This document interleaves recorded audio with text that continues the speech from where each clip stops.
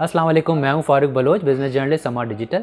मार्च में जब stock market crash हुई थी तो हमने एक वीडियो की थी कि मेगा सेल लग गई है और जो स्टॉक्स हैं वो आपको बहुत ज़्यादा डिस्काउंट में मिल सकते हैं क्योंकि ये बेहतरीन वक्त है इन्वेस्टमेंट का। उस वक्त जिनके हाथ में पैसे थे और जिनको मेरी बात समझ में आ गई होगी उन्होंने लगाए भी होंगे, लेकिन मैं आपको कोई फ़र्ज़ी मिसाल नहीं दूँगा। मेरे एक जानने वाले जिनकी मैं शनाख्त नहीं कर सकता प्रोफेशनल रीज़न्स की वजह से, उन्होंने एक टेक्नोलॉजी कंपनी का शेयर ख़रीदा क्रैश के फ़ौरन बाद तकरीबन 18 रुपये का, और 3.5 माह उसको अपने पास होल्ड करके रखा।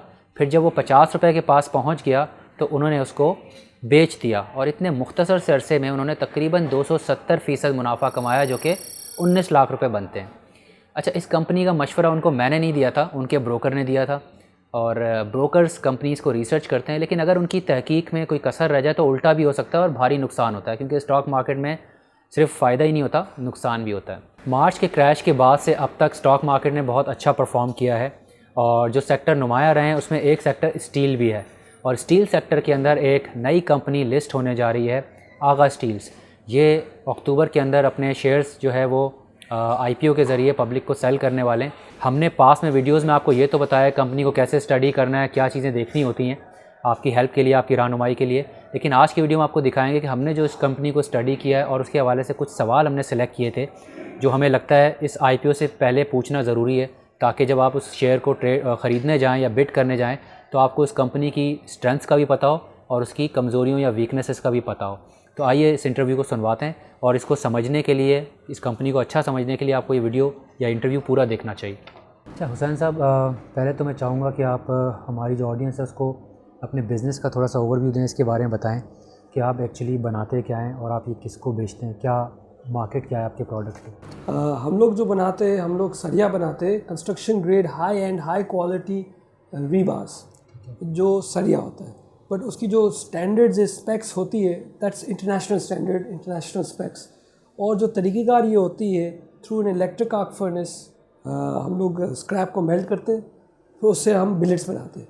Bill rate is a semi finish product जो हम उसको फिर आगे रीरोल करते हैं, रीरोल करने के बाद फिर आपका सरिया बन जाता है। इलेक्ट्रिक आर्क फर्नेस की मैन्युफैक्चरिंग मेथड से नहीं बन रहा सरिया जिस तादाद पर आगा स्टील बना रहा है, number 1। Number 2, Agha steel billets भी बनाता है जो आपकी downstream industry, wire rod industry के लिए बनती है। That's a pure import substitution. उसके आपके जो margin are phenomenally higher and so जो हमारी जो प्रोडक्ट डाइवर्सिफिकेशन है, सस्टेनेबिलिटी है, क्वार्टर ऑफ आवर प्रोडक्ट्स हम लोग बिलेट सेल करते हैं into diversified markets. For example low carbon billets. अब ये बिल्कुल हाई एंड प्योरीफाइड स्टील है, इसकी जो कार्बन कंटेंट होती है 0.05 carbon. It's a very high and quality graded steel product. ये जाती है आपकी वायर रॉड इंडस्ट्री में। अब आपकी वायर रॉड इंडस्ट्री में जो फर्दर डाउनस्ट्रीम होती है, nail wires, nail barb wire, fencing wire, ये सब चीज़ें बनती है। इसके लिए आपको बहुत स्पेशलाइज स्टील। तो अल्हम्दुलिल्लाह today Agha steel has the opportunity to make a fully made in Pakistan product. पहले ये सब इसका रॉ मटेरियल इंपोर्ट होता था। हमारा जो मुल्क का इंफ्रास्ट्रक्चर है वो तो अभी बना भी नहीं है, अभी तक स्टार्ट ही नहीं हुआ है। अगर आप देखें 50 लाख टन हम लोग सरिया बनाते हैं, पूरा मुल्क मिलकर। ये प्राइवेट सेक्टर है या पूरा टोटल? प्राइवेट सेक्टर में ही स्टील रीबार्स बनती है। और अगर जो ये स्टील कंजम्पशन कैपिटा है, जो हम कहते हैं कि चलो 10 kg भी बढ़ जाए, which is not much on the grand scheme of things, तो खाली आपका तो 22 लाख टन बढ़ जाएगा। 22 लाख टन फॉर, अगर हम इंडस्ट्री को पर्सपेक्टिव देखें, that's about 50% growth requirement in the industry. तो ये तो बहुत पोटेंशियल है इस इंडस्ट्री में, क्योंकि जो ये इंडस्ट्री जो आज है ये बहुत इन्फेंट स्टेज में है। अभी तो मैं कहता हूँ पाकिस्तान की स्टील इंडस्ट्री तो पैदा हो रही है, अभी तो हम स्टार्ट हो रहे हैं ये इंशाल्लाह जो स्टील इंडस्ट्री है पाकिस्तान की। आपने कहा 50 लाख टन से डिमांड ग्रो कर जाएगी, और कितना ग्रो कर जाएगी और कितने अरसे में आप समझते हैं कि ये ग्रोथ आनी है? और साथ में ये बताएं कि आपका अभी मार्केट शेयर आप कह रहे हैं आपके प्रोस्पेक्टस के मुताबिक 3% है, तो जब ये ग्रो करता है तो इस मार्केट शेयर को आप कितना बढ़ते हुए देख रहे हैं? बहुत डैम्स अभी आने वाले हैं, बहुत डिमांड आने वाली है। अगर आप प्राइम मिनिस्टर हाउसिंग स्कीम ले लो तो 1 लाख घर जो बनेंगे, अगर ईच घर में 10 टन भी लग जाए, लेट्स से 10 टन लग जाए, 10 लाख टन की आपकी रिक्वायरमेंट खाली तो घरों से आने वाली है।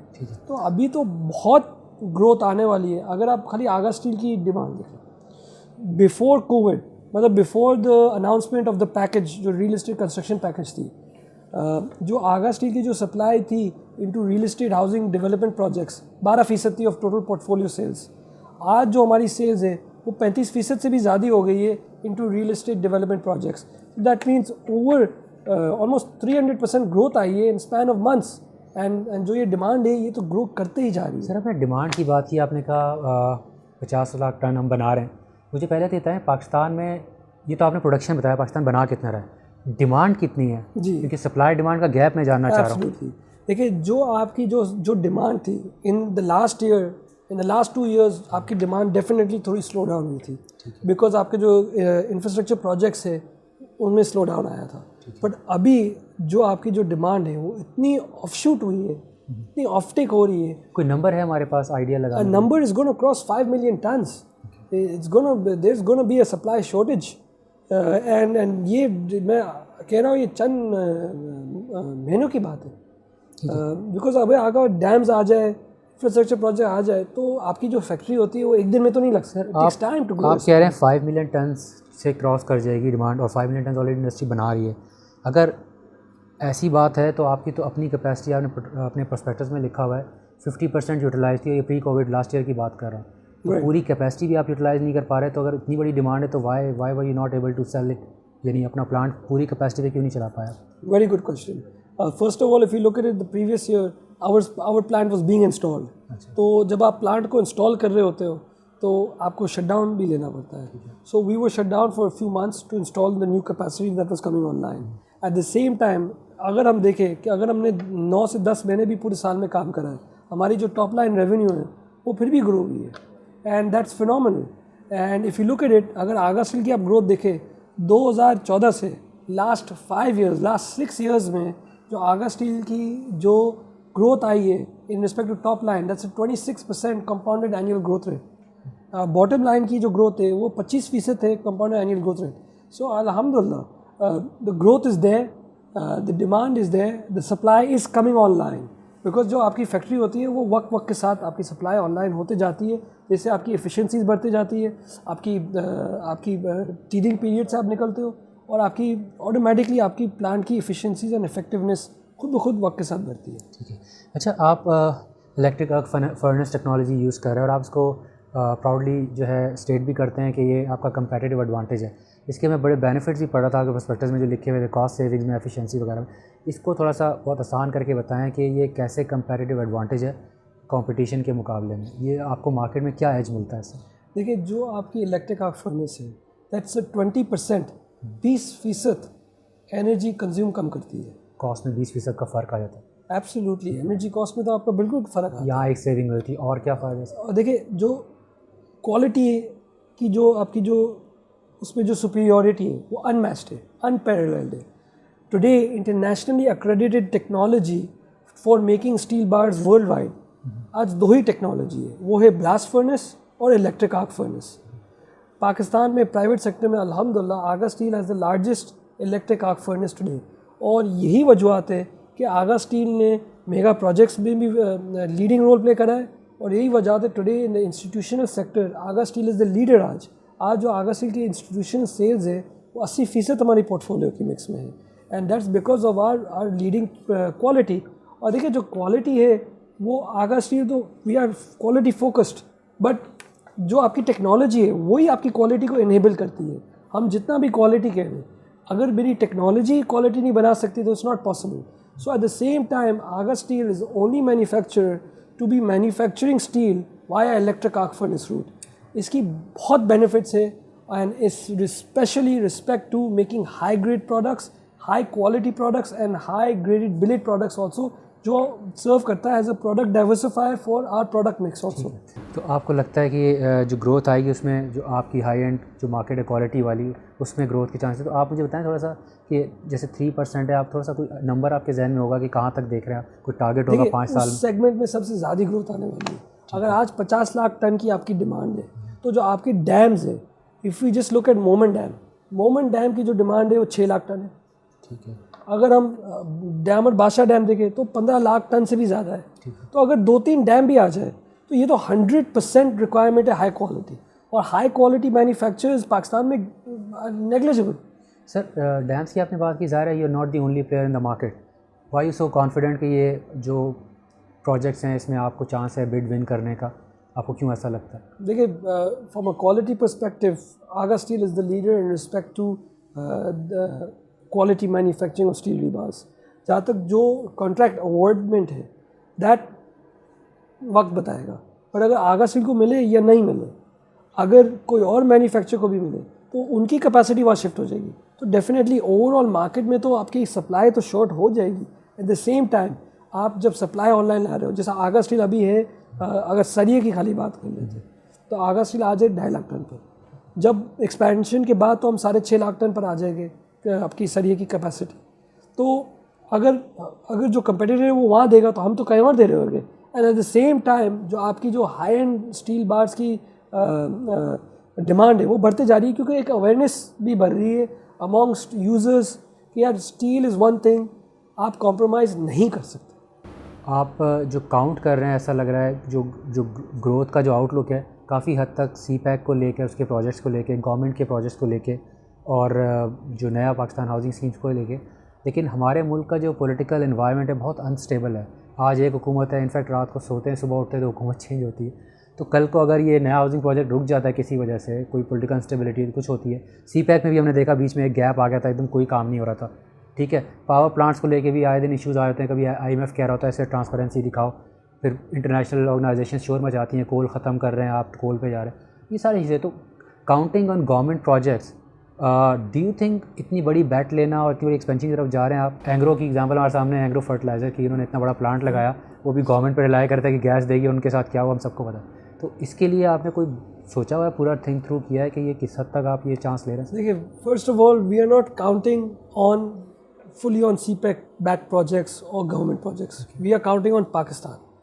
We are counting on this country. Split बताएंगे अपना प्राइवेट सेक्टर का और इसका? अब मैं इस पर आता हूँ। अगर हम पाकिस्तान को देखें, हमारी आज जो आवाम है वो है 22 करोड़ की आवाम। ठीक है, 80% से ज़्यादा जो हमारी आवाम की जो एज है that is below the age of 30। उसकी अगर आप मेजॉरिटी भी ले लो तो वो भी 15 साल से कम है। आज हमारी वर्कफोर्स, अभी जितनी भी हमारी जो आवाम है वो अभी वर्कफोर्स में आने वाली है। मैसिव अर्बनाइजेशन अभी होने वाला है पाकिस्तान में। तो जो आपकी कंस्ट्रक्शन डिमांड है वो तो मैसिव डेवलपमेंट अभी आने वाली है, number 1। Number 2, if you look at it, state bank of Pakistan ने एक बड़ी इंटरेस्टिंग पॉलिसी अनाउंस करी है जो है turf package. This is a package for investments in long term projects, BMR activity, green field, now they also allowed for brown field. तो इसमें भी हमें बहुत ग्रोथ आ रही है और this is local domestic based demand where it's coming in and it's phenomenal. This is the first time जो मैं कह रहा हूँ कि पहली दफ़ा पाकिस्तान में हर हिस्सा आपकी सोसाइटी का वो एक तरक्की की तरफ जा रहा है। आपका स्टेट बैंक ने बहुत पॉजिटिव पॉलिसीज़ लाई है बिजनेस कम्युनिटी के लिए। एट द सेम टाइम आप देख लो FBI ने जो टैक्सेशन मेजर्स जो अभी इम्प्लीमेंट करी है, for example the amnesty construction package, unbelievable, it's a unbelievable package. 60% आपकी इकोनॉमी का वो है अनडॉक्यूमेंटेड। अब जब वो सर, इस पर एतराज़ात भी हैं लोगों को, तो थोड़ा पॉलिटिकल हो जाएगा डिस्कशन, लेकिन वो लोग कहते हैं काला पैसा आपने इजाज़त दे दी कि कंस्ट्रक्शन में लगा के वाइट कर दें। देखिए, I am no one to comment and I am no one to criticise. ठीक है, मैं नहीं कर सकता, बट जो मैं कह सकता हूँ कि इसकी वजूहत से क्या क्या चीज़ें हो रही हैं ये मैं कह सकता हूँ, और ग्राउंड में क्या रियलिटीज़ है। इसकी वजूहत से इतनी डिमांड आ रही है कंस्ट्रक्शन डेवलपमेंट, और इससे जो मल्टीप्लायर इफेक्ट्स आएंगे दैट विल बी फिनोमिनल। अब we are very excited and the beautiful thing of this is that this is all domestic based home grown demand. और अगर टू टॉप इट ऑफ, अगर CPEC आ जाए तो that's brilliant. ठीक है, तो IPO कब करने जा रहे हैं आप? तो इंशाल्लाह with the grace of Almighty Allah, we are very optimistic to do our book building on 6th and 7th. October will be the book building, and then the general subscription will follow in a couple of weeks, and then the listing will follow thereafter. ठीक है sir, जो पैसा आप race कर रहे हैं उसके बारे में थोड़ा बताएं, और मेरे ख्याल में उसके ऊपर मज़ीद भी लगा के आप एक्सपेंशन की ओर जा रहे हैं, थोड़ा सा इसको डिटेल में बताएं कि कैसे इस्तेमाल करना है आपने इसको। जी, so we are going towards a massive capex project which is installing the MIDA technology। ठीक है, ये हम पहली दफ़ा पाकिस्तान में ला रहे हैं। इसके बारे में बताएं, टेक्नोलॉजी क्या है? जो ये टेक्नोलॉजी है, मैं आपको एक एग्जांपल दे देता हूँ। एक वक्त में आप लोग गाड़ी से जाते थे कराची लाहौर, हम लोग सब पाकिस्तान में खैर बहुत पहले, मैं कह रहा हूँ 40 साल पहले कराची से लाहौर जाते थे तो शायद दिन लग जाते थे। आज आप डेली फ्लाइट भी ले सकते हो, 2 घंटे पे आप पहुंच जाते हो। तो it's called a disruptive technology. How transportation में from cars to air travel was a disruptor in technology. At the same time अगर आज आपको स्क्रैप से, रॉ मटेरियल से सरिया बनाना है तो ये दिन लगते हैं। ठीक है। और जो इस टेक्नोलॉजी के तहत आप 2 घंटे के अंदर अच्छा, from scrap to rebar, production time reduce हो जाएगा। It's a break technology, it's a game changing technology, it's a disruptive technology. Pakistan में है किसी के पास ये? पाकिस्तान में क्या फारूक, ये तो इंशाल्लाह we may be the first in Asia to put this technology with DRB technology. तो आप इंशाल्लाह एक you will be producing आपके जो bars and billets at a faster pace, that's what you're saying. it will be an uninterrupted endless manufacturing process, thereby जो आपका जो semi finished product है, जो आपका billet होता है, वो purely bypass हो जाता है। तो you go direct from liquid metal to rebar, unbelievable, बहुत तेज़ आप बहुत तेज़ है। और जिन कंपनियों ने ये टेक्नोलॉजी लगाई भी है, जो उनकी जो ग्रोथ है, that's been phenomenal. CMC Arizona, CMC ने 2010 में इनकी पहली प्लांट लगाई थी इन द यूनाइटेड स्टेट्स। आज 6 प्लांट है, ओवर 1 मिलियन टन्स। अगर हम थोड़ा मिडल ईस्ट की तरफ आ जाए, इजिप्शियन स्टील पहली प्लांट इन्होंने लगाई थी 2016 में। आज इनकी 2 मीडा टेक्नोलॉजी प्लांट से ओवर 1 मिलियन टन्स आ गए। तो जिन लोग ने भी ये टेक्नोलॉजी लाई है, it's a game changing technology because of the efficiencies, the savings, और जो आप क्वालिटी इससे और भी बेहतर हो सकती है, और आपकी कट लेंथ फैसिलिटी भी आ जाती है to further add savings to your customers. आपकी कस्टमर्स को 5% सेविंग होती है just on their wastage. It's unbelievable. ठीक है। तो सर थोड़ा ये बताएं कि IPO सा लग रहा है तकरीबन 3.5 अरब के करीब, अगर फ्लोर प्राइस पे जाता है, हो सकता है ज़्यादा भी आ जाए अगर ओवर सब्सक्राइब होता है तो ये पैसे काफ़ी तो नहीं है मेरे ख्याल में, आपको और ऊपर भी लगाने हैं। थोड़ा सा ब्रेक डाउन देंगे, टोटल आप कितनी बड़ी इन्वेस्टमेंट करने जा रहे हैं, और इसमें IPO के अलावा ऊपर से जो total investment is around 7 billion rupees, 7 अरब के करीब। ठीक है। वेयर जो 3.6 बिलियन है वो आप बुक बिल्डिंग से रेज हो रही है। ठीक है। और जो रिमेनिंग अमाउंट है that's through companies raise debt and through suppliers credit. ठीक है। अच्छा, डेट की बात की आपने, आप जो रेशो लेके चल रहे हैं 49 और 51, तो आप ऑलरेडी, अगर मैं गलत नहीं हूँ तो लिवरेज कंपनी है, और एक एनालिस्ट से मेरी बात हुई थी, शायद जो कर्ज़ा है वो 200% है आपकी एक्विटी का, और आपके कैश फ्लोज भी मैं देख रहा हूँ 2 साल के वो नेगेटिव हैं, तकरीबन 2 बिलियन के थोड़ा सा नीचे हैं पर एनम। तो ऐसी सिचुएशन में अगर मैं एक बायर हूँ पोटेंशियल, मुझे शेयर ख़रीदने हैं, तो मैं थोड़ा सा कंसर्न हूँ कि ये मुझे थोड़ा सा रिस्की लग रहा है। तो आप क्या करेंगे कि ये आपका जो एटलीस्ट जो लिवरेज है, जहाँ पे जो ये डेट है, ये थोड़ा सा कंट्रोल में आए और cash flows improve? Definitely the first step is through raising equity. ठीक है, दैट्स द फर्स्ट स्टेप। तो अल्हम्दुलिल्लाह फर्स्ट स्टेप तो हमने ले लिया है। अब इसके अलावा और क्या करना है? हैज़ अ ग्रोइंग कंपनी, देखिए आज जो हमारी जो रेवेन्यू है इज ऑलमोस्ट 16 बिलियन रुपीज़, और जब ये मीडिया प्रोजेक्ट लग जाएगा तो our revenue potential capacity can be north of 70 billion rupees. तो 16 अरब से 70 अरब पर आना आपको, तो you will always be pushing as a company, we will always keep pushing. तो जहाँ तक आपके कैश फ्लोज है, they will always be pushing for growth, because अल्हम्दुलिल्लाह we see a lot of growth, and जहाँ ग्रोथ है तो क्यों नहीं करें। ठीक ठीक ठीक। अच्छा सर, थोड़ा सा अपना सेल्स मिक्स के बारे में बताएं।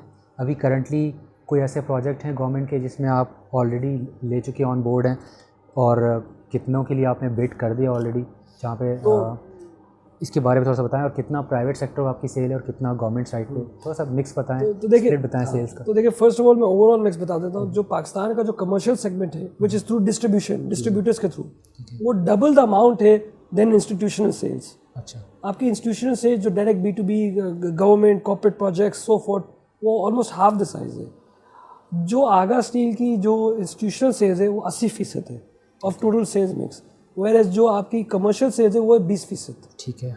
और अगर आप हमारे कंपेटिटर्स देख लो, majority of the sales is commercial. I believe over 70% वो उनकी जो सेल्स होती है वो होती है कमर्शियल के थ्रू, और 30% होती है थ्रू इंस्टीट्यूशन। आगा स्टील की institutional sales historically have remained high, क्योंकि हमारा एक बहुत हाई एंड क्वालिटी प्रोडक्ट है, हाई मार्जिन प्रोडक्ट है। हाउएवर जो सबसे बड़ी आपकी मार्केट है पाकिस्तान की, तो वो तो अभी तक हमने स्टार्ट भी नहीं करी है। Only 20% we penetrated that market. तो potential for growth is phenomenal. कहाँ, पंजाब है, सिंध है, किधर है वो? आज जो Agha steel is the largest player in the institution segment, और अगर आप कमर्शियल सेगमेंट में देखें तो we have opportunity to grow in Punjab, into KBK, into Balochistan. There's so much opportunity and आज हम लोग हमारा डिस्ट्रीब्यूशन नेटवर्क पूरा बढ़ाते ही जा रहे हैं दिन ब दिन, और एक बहुत एक्साइटिंग फेज़ है हमारी कंपनी की। ज़्यादा स्ट्रॉन्ग कहाँ पर हैं आप अभी, मतलब पंजाब साइड पर हैं या सिंध में, किधर ज़्यादा? अल्हम्दुलिल्लाह we are the largest in Sindh. Okay, अच्छा, CPEC प्रोजेक्ट की मैंने बात की थी, सवाल मेरा कंप्लीट था लेकिन जवाब आपका भी आधा हुआ, उस पर ही बात कर लें। तो प्रोजेक्ट्स आपने ऑलरेडी ले लिए हैं, ऑन बोर्ड है, जिस पर आप कॉन्ट्रैक्ट मिल चुका, कितने हैं जो आपने बिड किए हुए हैं जिस पर आप उम्मीद रखते हैं कि चांसेस आपके ब्राइट हैं? जो कोल फायर प्रोजेक्ट्स है we are already supplying they, आपके काफ़ी विंड पावर प्रोजेक्ट्स है we are on board, we are supplying they, आपके डैम प्रोजेक्ट्स है we bid for it and इंशाल्लाह we optimistic that of positive news very soon इंशाल्लाह। So CPEC projects are ongoing, जो आपके road के नाम लेके बताना चाहेंगे प्रोजेक्ट्स का? Not at the liberty right now. अच्छा ठीक है, ऑलराइट। अच्छा, आप जो गवर्नमेंट के इंफ्रास्ट्रक्चर प्रोजेक्ट्स हैं जो बिड किए उनकी तो अभी हम बात नहीं कर सकते, लेकिन जो ऑलरेडी अंडर द बेल्ट हैं, अभी आपके हाथ में हैं, उसमें ज़ाहिर है कंपेटिटर्स भी, जो आपका कंपटीशन वो भी होगा, तो कुछ आइडिया दे सकते हैं आपका शेयर कितना है उसमें? वेल जनरली जहाँ भी प्रोजेक्ट में हम खेलते हैं तो हम वहाँ लीड करते हैं। We are one of the largest suppliers to the arm forces in FWO। We supply, they are one of the largest contractors in the country. They're doing a great job. So Alhamdulillah, we are strategically aligned with them also. This is interesting. आपने भी कहा कि arm forces के largest supplier है, और मैं देख भी रहा था आपकी वेबसाइट पे ये क्लाइंट्स में NLC है, FWO वगैरह। CPEC को लेकर भी आई थिंक हम एक रोल देखते हैं हमारी आर्म फोर्सेस का, ऑब्वियसली चाइनीज़ बॉर्डर से गुजर रहा है, वो रोल नज़र आता है।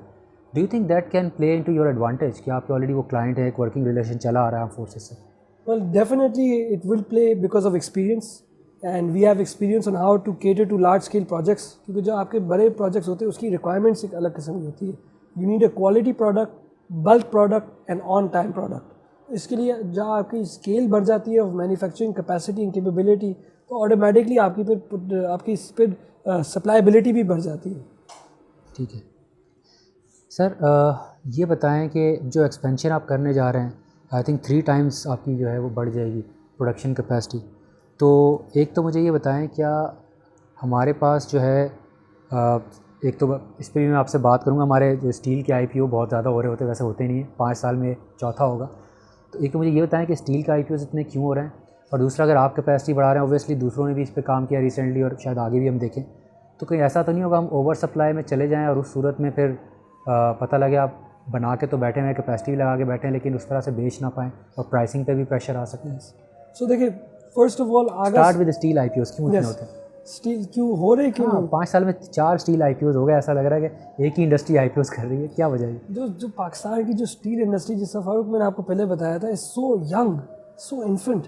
तो जो इंडस्ट्री आपकी पैदा हो रही है तो वहाँ तो ऑब्वियसली IPOs तो होएंगे, बिकॉज जब आपकी कंपनी जब प्रोफेशनलिज्म की तरफ जाती है तो इट जस्ट मेक सेंस। जब आपकी सर्टन एक वॉल्यूम्स आती है, it's more efficient and sustainable to go public, to be a public listed company, to manage it like a public listed company. So first of all वो एक industry dynamics है। अब जहाँ आपका जो दूसरा सवाल था, ओवर सप्लाई का इशू आ सकता है। Over supply issue. अब आगा सी की जो स्ट्रेटजी है, लेट्स से, अब मैं आपको एक रफ फिगर्स ही बता रहा हूँ। लेट्स से जो आगा सी की जो कैपेसिटी, लेट्स से ग्रोथ नहीं आती, एक आपका एक एंटीथीसिस स्टेटमेंट लेते हैं ना अभी, ठीक है, कि ग्रोथ नहीं आ रही और पाकिस्तान की ग्रोथ बिल्कुल ही ख़त्म है, जो आई एम वेरी ऑप्टिमिस्टिक कि नहीं हुआ, that's not the case, but let's take the antithesis. Let's take the antithesis. जो मीडिया टेक्नोलॉजी है, आपकी जो सेविंग्स मीडिया टेक्नोलॉजी से, that's over 5%। Now if your sales, आज जो हमारी सेल्स है 16 अरब है, लेट्स से 20 अरब हो जाती है, तो खाली अगर आपकी सेल्स 20 अरब भी हो जाए और जो 5% उसमें सेविंग्स आ जाए, तो उसकी तो सीधा आपकी 1 अरब की तो खाली आपकी नेट प्रॉफिटेबिलिटी बढ़ गई।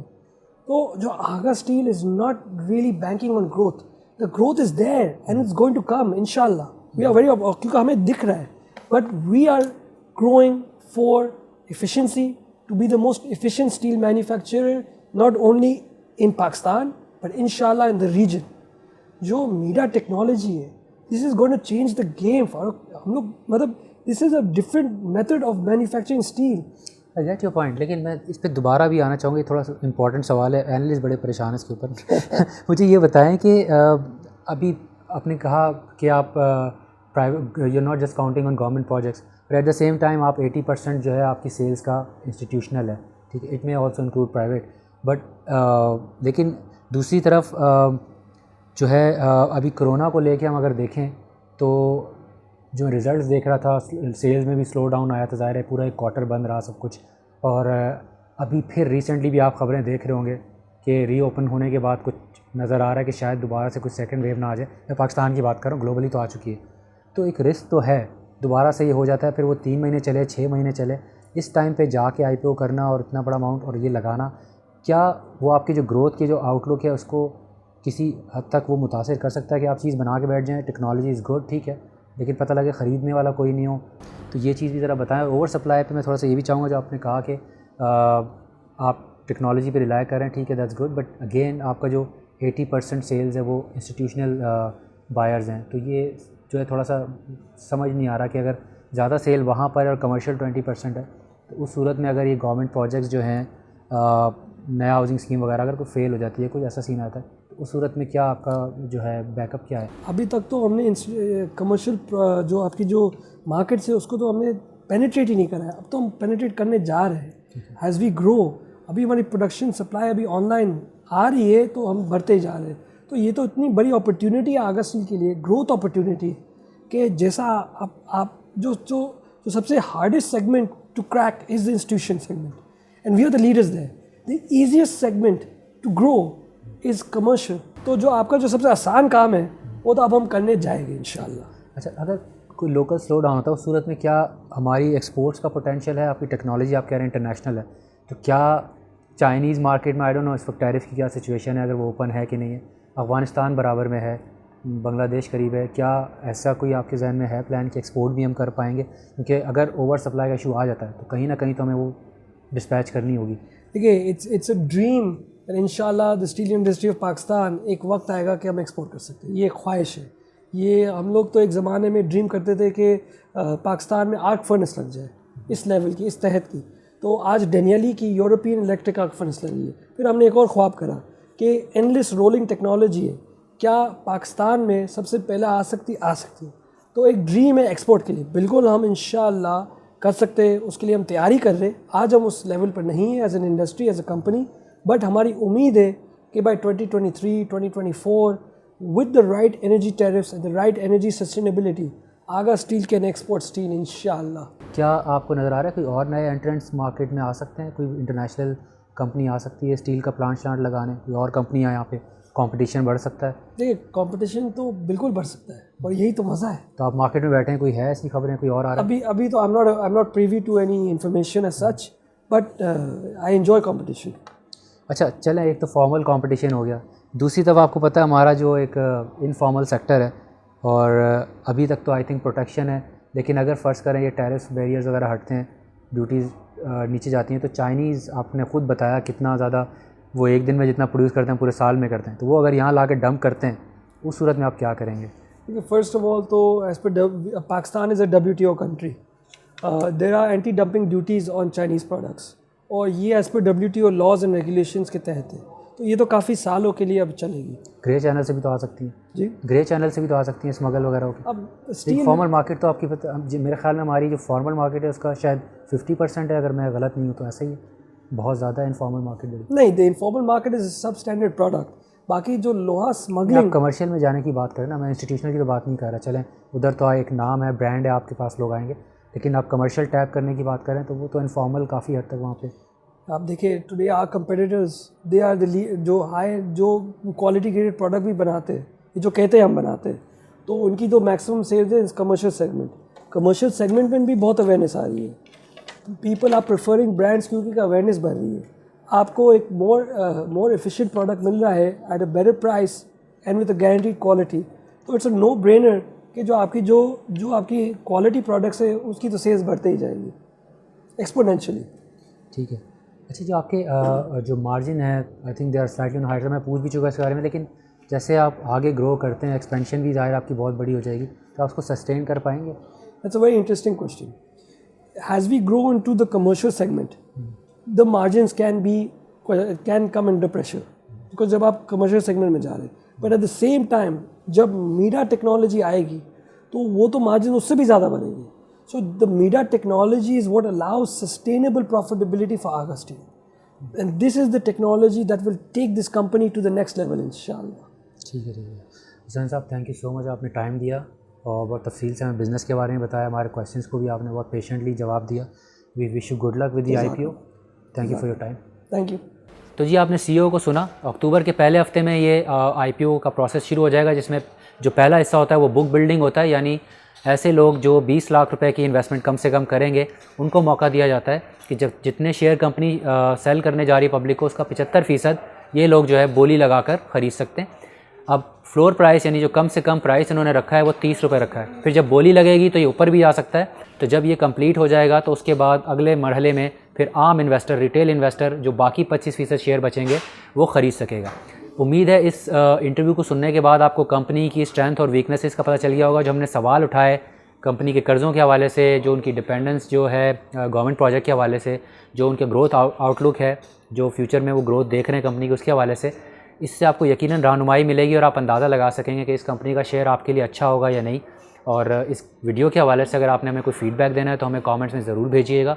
अगली वीडियो तक के लिए अपना ख्याल रखिएगा। आपसे फिर मुलाकात होगी। अल्लाह हाफ़िज़।